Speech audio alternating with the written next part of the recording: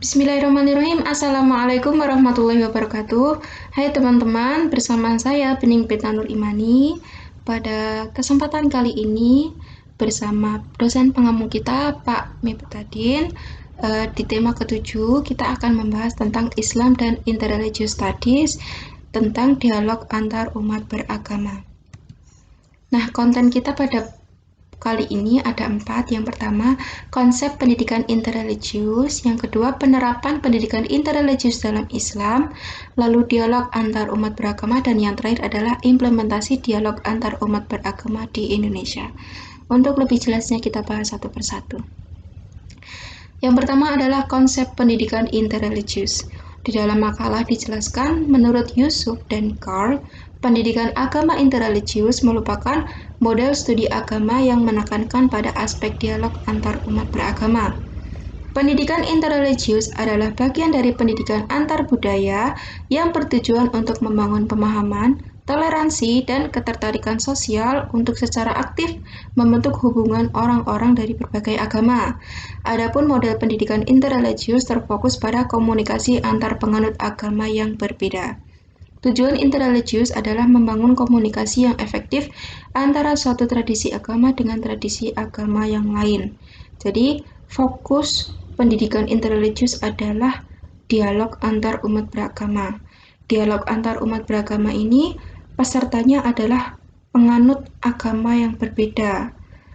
Dialog ini dibuat untuk membangun pemahaman, meningkatkan ketertarikan sosial, dan meningkatkan toleransi akan perbedaan yang ada, teman-teman. Setelah itu, karakteristik penting dari pendidikan interreligius adalah konsep ini mengajak peserta untuk datang dan belajar dengan saling berbagi perspektif agama antara satu dengan yang lain. Pendidikan interreligius menawarkan perubahan paradigma dari pendidikan agama ke pendidikan keagamaan yang nantinya akan berdampak positif karena tidak hanya mempererat persaudaraan, toleransi antar umat beragama, dan mengeliminasi gerakan fanatik pada sekte tertentu yang cenderung radikal, tetapi juga membangun dan mengembangkan negara demi mewujudkan keadilan bersama-sama. Nah, dialog ini dibuat untuk saling berbagi perspektif, saling berbagi pemahaman antara penganut agama satu dengan yang lain. Setelah itu kita akan membahas tentang penerapan pendidikan interreligius dalam Islam. Nah, ada 4 yang saya sebutkan dalam PPT. Keempat ide ini lahir dari Al-Quran dan diajarkan di agama kita, agama Islam. Yang pertama adalah sikap toleransi. Dijelaskan dalam surat Al-Hujurat ayat 10, orang-orang beriman itu sesungguhnya bersaudara, sebab itu damaikanlah, perbaikilah hubungan antara kedua saudaramu itu, dan takutlah terhadap Allah supaya kamu mendapat rahmat. Nah, dari ayat ini teman-teman dijelaskan bahwa kita sesama umat Islam maupun sesama warga Indonesia harus menekankan sikap toleransi.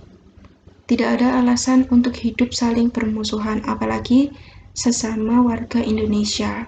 Yang kedua adalah mendahulukan dialog. Nah, ini sudah dicontohkan oleh junjungan kita Nabi Muhammad SAW ketika beliau hijrah ke Madinah. Nah, beliau mengadakan dialog antara kaum Muhajirin dan kaum Ansor untuk membuat perjanjian perdamaian yang biasa disebut Piagam Madinah. Nah, ini termasuk salah satu aspek mendahulukan dialog yang sudah berkembang di agama kita, agama Islam.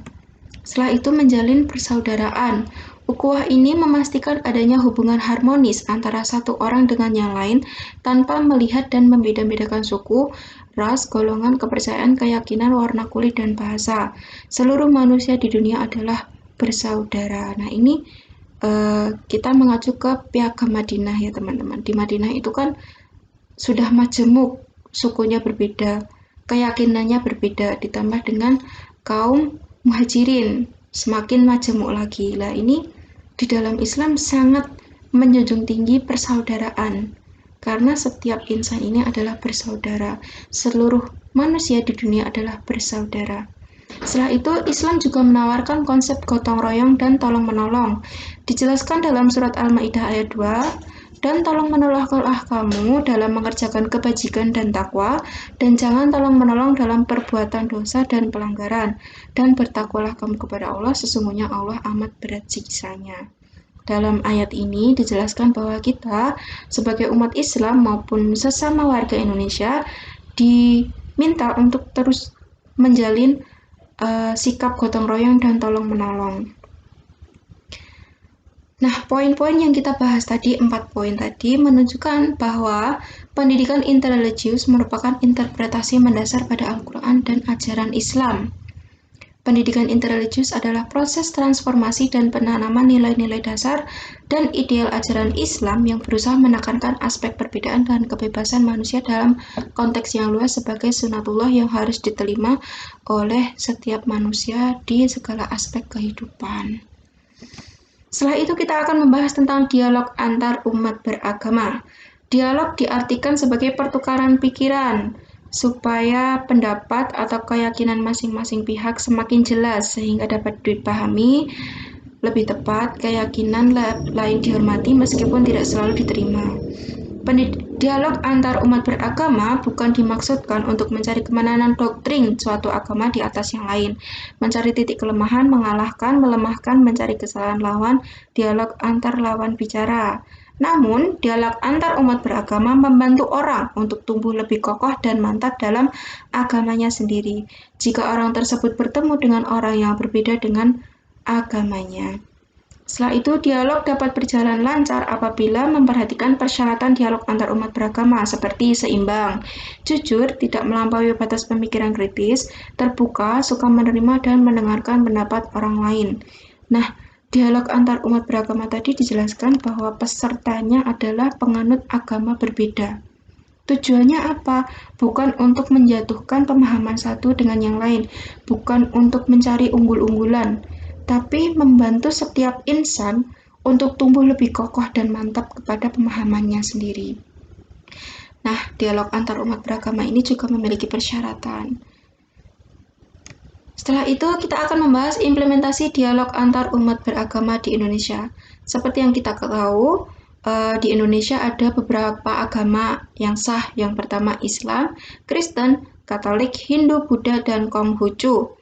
Adanya dialog antar umat beragama yakni membantu setiap insan untuk tumbuh dalam kepercayaannya sendiri apabila ia berjumpa dengan orang yang berlainan agama dan bertukar pikiran tentang berbagai keyakinan dan amalan yang diyakini dan diamalkan oleh masing-masing pemeluk agama.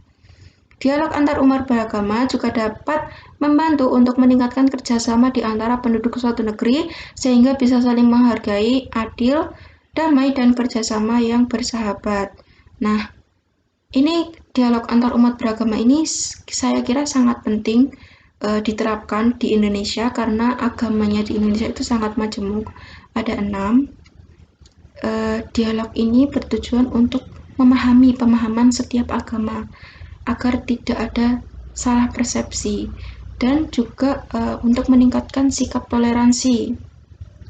Dialog antar umat beragama ini juga membantu untuk meningkatkan kerjasama teman-teman. Di dalam Islam dijelaskan untukmu agamamu, untukku agamaku. Nah, ini sangat penting teman-teman. Misal kita ada urusan ekonomi. Ketika kita berhubungan dengan agama yang lain, misalnya kita Islam berhubungan dengan agama Kristen, ini tidak akan terjadi perpecahan, justru terjalin kerjasama. Karena apa? Yaitu tadi di dalam Islam dijelaskan untukmu agamamu, untukku agamaku. Dialog antar umat beragama ini bertujuan untuk saling memahami pemahaman setiap agama.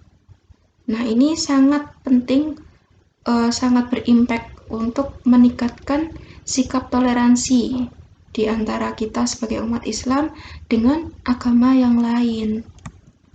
Nah, setelah itu kita akan membahas macam-macam dialog antar umat beragama menurut Mukti Ali.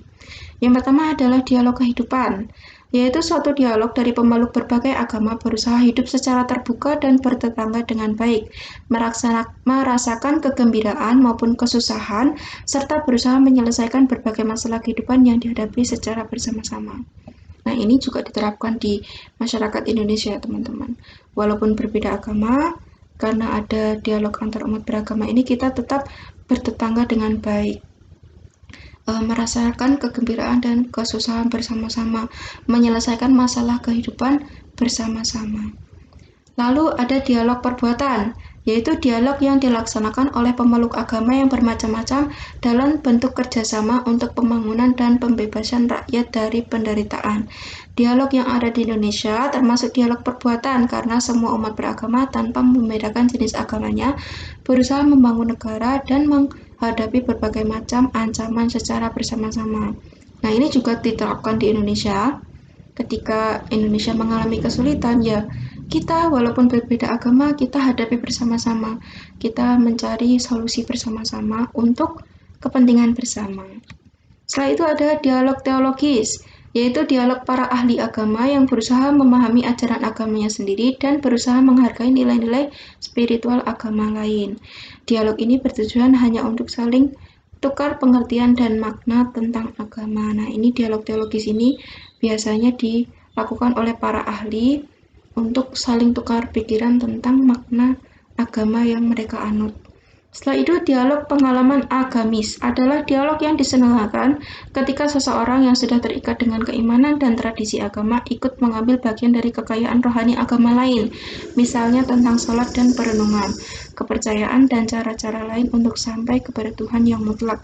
Nah, dialog pengalaman agamis ini bukan berarti misalnya kita umat Islam, kita masuk ke gereja, itu kita berpindah pemahaman secara langsung, dan saat itu juga tidak, teman-teman, karena dialog ini sangat luas, jadi kita tidak bisa semata-mata menjudge orang yang berusaha memahami pemahaman agama lain itu langsung berpindah agama, tidak seperti itu. Itu beda cerita. Kita membahas tentang dialog antar umat beragama yang cakupannya luas. Yang terakhir adalah dialog antar monastik. Adalah dialog yang dilakukan dengan cara saling tukar-menukar pengalaman hidup antar orang suci, seperti pastor, pendeta, biksu, dengan bertempat tinggal dalam waktu tertentu di pura, pesantren, kuil, seminari, dan sebagainya. Dengan demikian, seseorang tidak saja paham terhadap ajaran agama lain, tetapi juga ikut menyaksikan kehidupan antar umat beragama lain. Nah, ini juga unik ya, teman-teman. Misalnya ada pendeta yang hidup di pesantren. Nah, pendeta ini tidak hanya melihat pemahaman tentang agama Islam, tetapi juga kebiasaan agama Islam, kebiasaan orang Islam selama di pesantren itu seperti apa. Nah, ini juga penting untuk meningkatkan sikap toleransi, bahwa itu tadi setiap pemahaman ini memiliki kelebihan dan kekurangan. Nah, dengan adanya dialog, kerukunan antar umat beragama bisa dirasakan sangat memuaskan. Ilmu perbandingan agama di Indonesia, di samping mempelajari agama secara ilmiah, juga dimaksudkan untuk pembangunan masyarakat dan negara Indonesia. Tujuan mempelajari ilmu perbandingan agama adalah untuk berpartisipasi bersama dengan orang-orang yang mempunyai maksud baik, menciptakan dunia yang aman dan damai berdasarkan etika dan moral agama, dan bukan dunia yang penuh dengan ancaman yang membinasakan umat manusia itu sendiri. Nah, dengan adanya dialog antar umat beragama ini, orang yang berpartisipasi terhadap ilmu perbandingan agama yang ada di Indonesia, ini maksudnya baik, teman-teman. Berusaha menciptakan bersama-sama, menciptakan dunia yang aman dan damai, berdasarkan etika dan moral agama, tanpa menjatuhkan agama yang satu dengan yang lain. Jadi ini sangat penting untuk meningkatkan sikap toleransi, terutama untuk warga Indonesia yang notabene kita negara majemuk. Sekian presentasi dari saya. Jika ada yang masih bingung, bisa didiskusikan bersama-sama.